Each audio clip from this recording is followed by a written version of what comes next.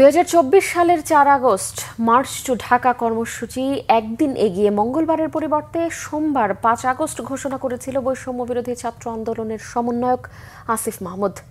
আন্দোলনের এক দফার সঙ্গে একাত্মতা পোষণ করেছিল বিএনপিও। সেদিন রাজধানী সহ সারা দেশে ছাত্র জনতার বিক্ষোভ রণক্ষেত্রে রূপ নিয়েছিল, সংঘর্ষে নিহত হয়েছিল শতাধিক। বিস্তারিত জিয়া খানের রিপোর্টে। বৈষম্য বিরোধী ছাত্র আন্দোলনের ডাকে অসহযোগ কর্মসূচি বাস্তবায়নে 24 4 আগস্ট সকাল থেকে রাজধানীর চিত্র ছিল ভয়াবহ। শাহবাগে ধাওয়া পাল্টা ধাওয়া হয় ছাত্র জনতার সাথে, মোটরসাইকেল ও বাসে আগুন দেয়া হয়। সেদিন মার্চ টু ঢাকা কর্মসূচি একদিন এগিয়ে আনার ঘোষণা করে বৈষম্য বিরোধী ছাত্র আন্দোলন।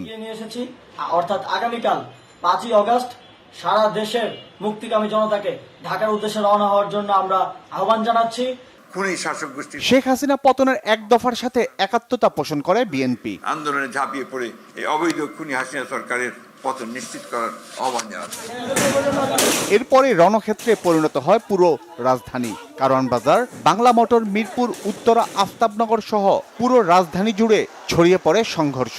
পুলিশের উপস্থিতিতেই ছাত্র জনতার উপর হামলা করে ছাত্রলীগ। সংঘর্ষ ছড়িয়ে পড়ে দেশ জুড়ে। ব্রাহ্মণবাড়িয়ায় গুলিবিদ্ধ সহ আহত হয় শতাধিক। আগুন দেয়া হয় যানবাহনে। সিরাজগঞ্জ, সিলেট, মাগুরা, মুন্সিগঞ্জ, খুলনা ও চট্টগ্রামে সংঘর্ষ রূপ নেয় ধ্বংসলীলায়।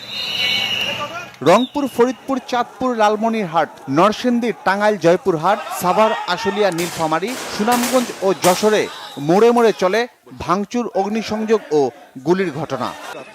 আন্দোলনকারী শিক্ষার্থীদের ওপর সরাসরি গুলি না করার নির্দেশনা চেয়ে করা রিট খারিজ করে দেয় হাইকোর্ট। নির্বাহী আদেশে 3 দিনের ছুটি ঘোষণা করা হয়। অন্যদিকে আন্তঃবাহিনী জনসংযোগ পরিদপ্তর আইএসপিআর সংবাদ বিজ্ঞপ্তিতে জানায়, দেশের চলমান সার্বিক আইনশৃঙ্খলা পরিস্থিতির আবারও অবনতি হওয়ায় অনির্দিষ্টকালের জন্য কারফিউ জারি করা হয়েছে। এদিকে জাতিসংঘের উদ্যোগে সম্পূর্ণ স্বাধীন একটি কমিশনের মাধ্যমে চলমান সহিংসতা ও প্রাণহানির তদন্ত দাবি করে ট্রান্সপারেন্সি ইন্টারন্যাশনাল বাংলাদেশ টিআইবি। আন্তর্জাতিকভাবে গ্রহণযোগ্য তদন্ত নিশ্চিতে জাতিসংঘের উদ্যোগে সম্পূর্ণ স্বাধীন। জিয়া খান, বাংলা ভিশন, ঢাকা। দৃষ্টান্তমূলক শাস্তি।